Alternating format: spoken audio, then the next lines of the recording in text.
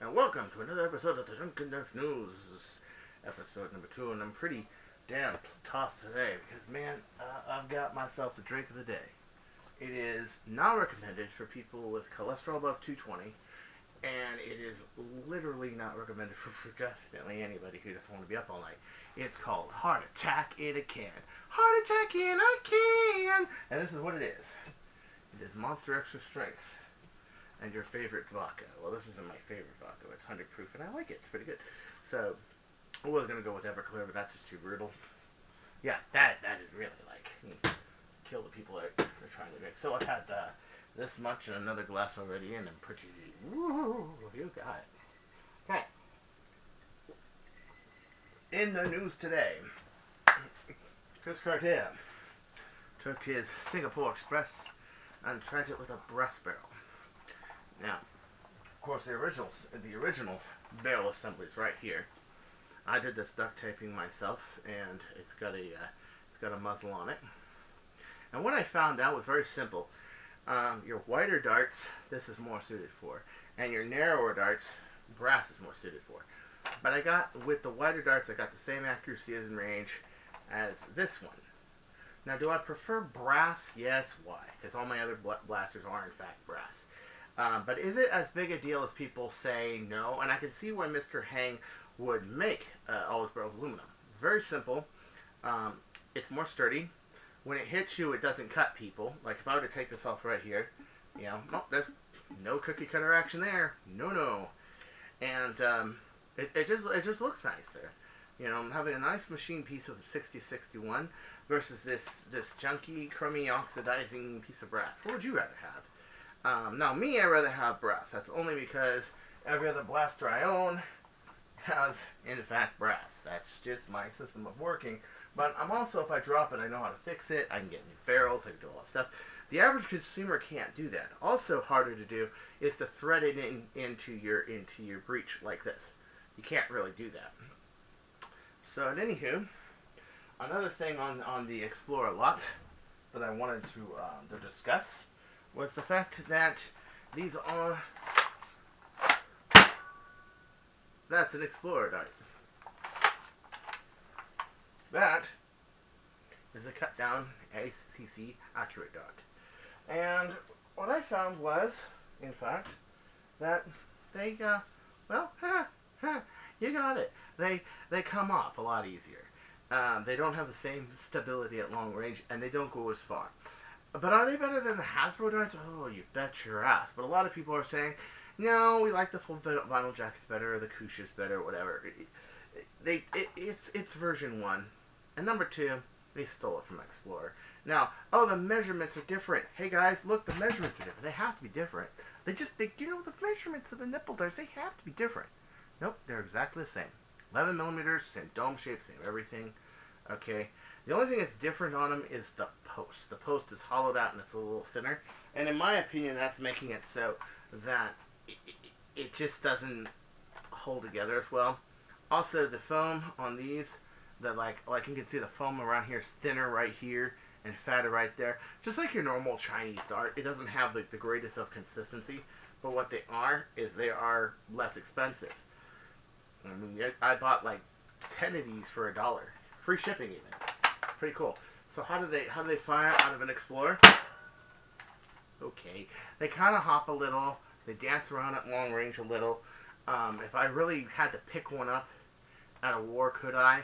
Yeah, I could. If I had to throw up my blaster, I guess I could. What I really like them for, the accurate darts, what I really like them for are retro blasters like this. Now everybody knows that this is my Orange ModWorks 1+2 Crimson Strike Recon.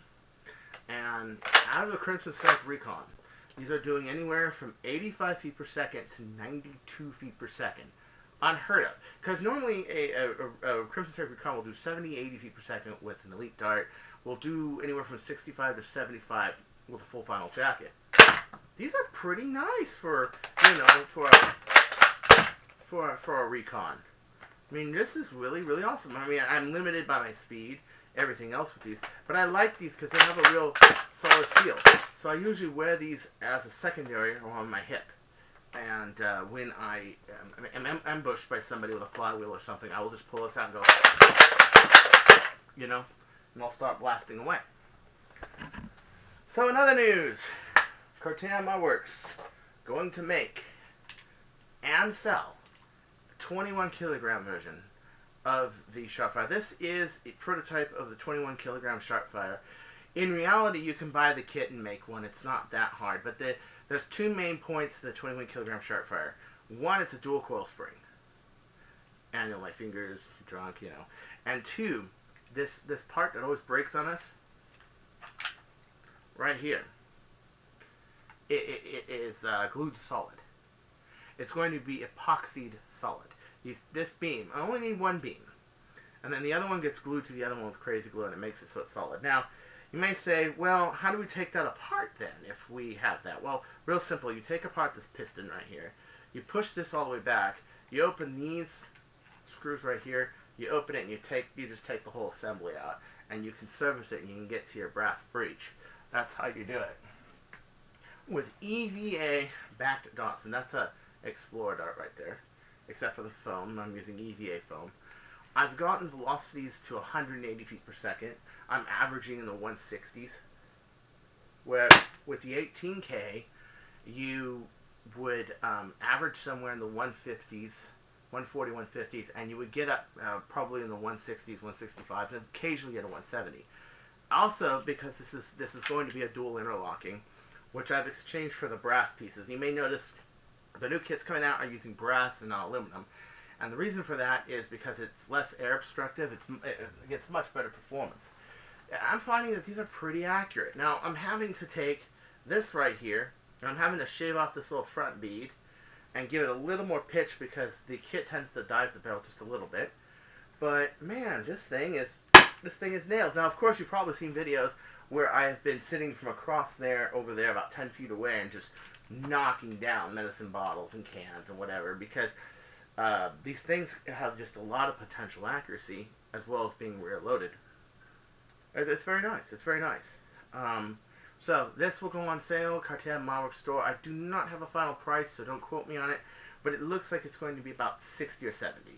Not much more expensive than the 18K fully assembled, but a little more expensive because there is a little more work that has to be done on it. And finally, 29th of August, Rivals Are Our Friends. The war at Lime Kiln Park off of Rinaldi and Corbin in the San Fernando Valley of Southern California, off the 118 freeway it also is off of. That war is going to be on the 29th at noon, and the stipulations are going to be that all rifle blasters are one-hit kill. That ought to be very interesting. A point I brought up with Coop 772 was that he thinks, well, you couldn't have these as one-hit kill weapon. They're just too offensive of a blaster. And he might be right. And if it is, I'm going to drop it down to two-hit kill stipulations for everything else. I'm going to try to adjust it that way. But it's going to be really interesting seeing a war where a really nice rival flywheel can actually kill you in one hit. It's large ammo format. I don't see why it shouldn't be. But it does raise the question, is it going to be too much power? Well, Coop, audience, we will see. We will see. We will see.